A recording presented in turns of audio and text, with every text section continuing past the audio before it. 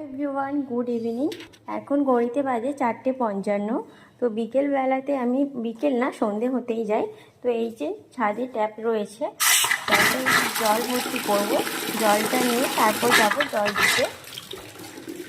ছাদে লাগানো হয়েছে একটা সিম গাছ আর হচ্ছে অনেকগুলো লঙ্কা গাছ। চলো দেখাই তোমাদেরকে। এই যে এখানে একটা রয়েছে লঙ্কা গাছ, প্রত্যেকটা টবে টবে রয়েছে। আমাদের তো অনেক দিনের বাড়ি, তাই তখন এরকমভাবে টব করা হয়েছিল। তো এখন সেটাকে ঠিকঠাক করে ছাদটা এরকম হয়েছে। এই যে এখান থেকেও একটা দেখা যাবে, মানে প্রত্যেকটা জানালার পাশাপাশি একটা করে গাছ রয়েছে। তাই ছাদে আমি এখন গাছগুলোতে জল দেব।